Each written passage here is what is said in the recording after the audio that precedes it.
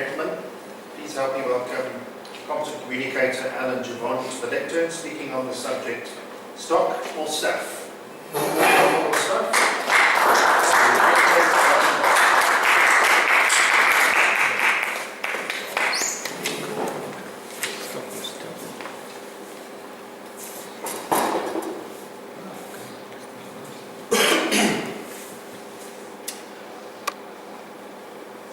I'm not sure if you have found yourself in a position like I have, and often coming across something in your garage or having done a job, and there's this little item that you know you're going to use and need sometime in the future.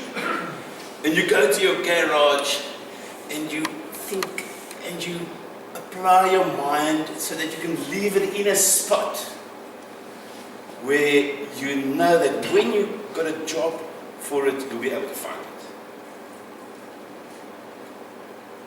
Mr. Toastmaster, gentlemen, I've been in that position quite often, and I've been irritated by the situation because I've been in a position where I needed to do that job,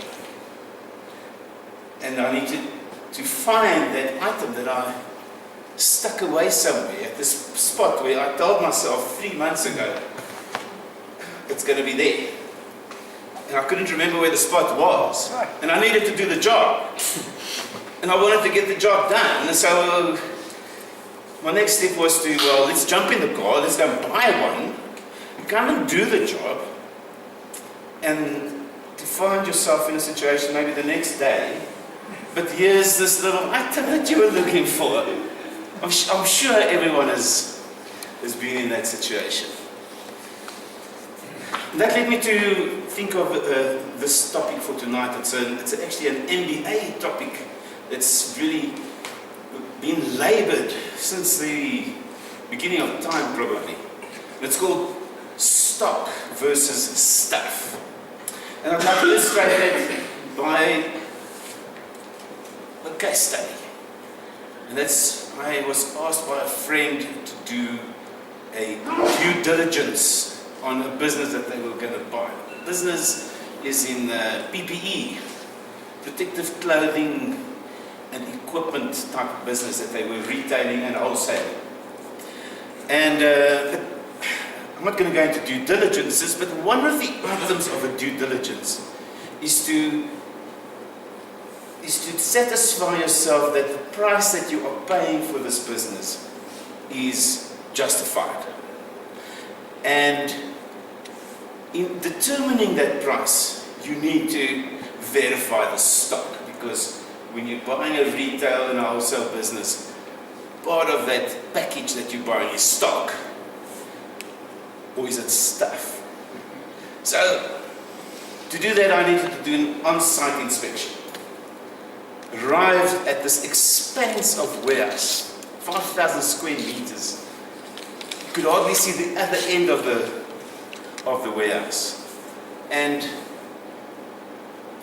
it was packed from the floor to the roof with boxes and in beautiful rows of shelving.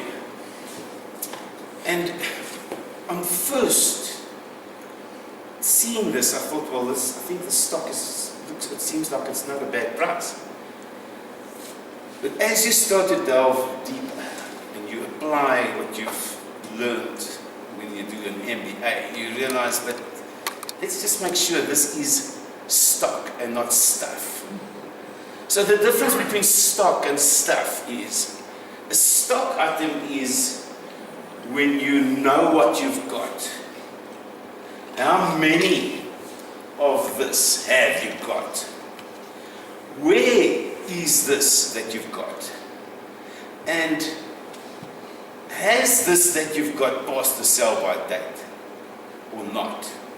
And once you've verified those 4 criteria, then you can say, I've got stock. Otherwise, you've got stuff.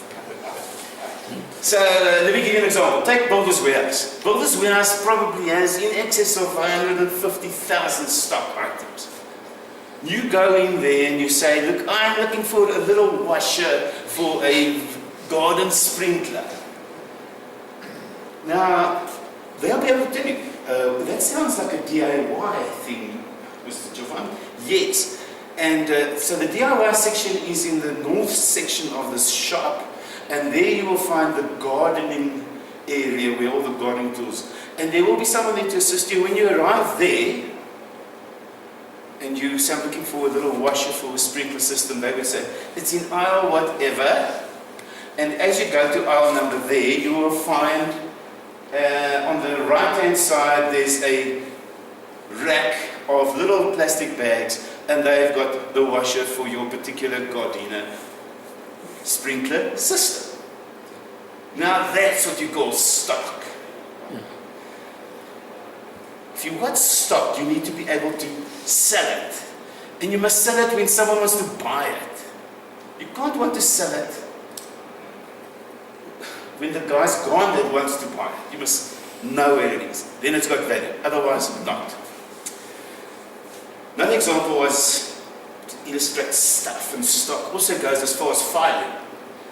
So I had this little business, I've still got it. It's a sideline. We do project management, consulting, a lot of secretarial work. And I appointed this PA, and she laughed herself to pieces when I was explaining to her that her primary task will be filing. And then I explained, filing is my business stock. Can you imagine? I've got this battery of OptiPlan filing cabinets with files from here to kingdom come. And you put this document, which is a surety by some contractor, in the wrong place. How are we going to find it? My little business will be worthless. Gentlemen, apply this to your little gadget that you want to keep when you're going to find a job for it. You need to categorize, put it in a spot, know that that type of item will be there and not wherever. Mr. Toastmaster.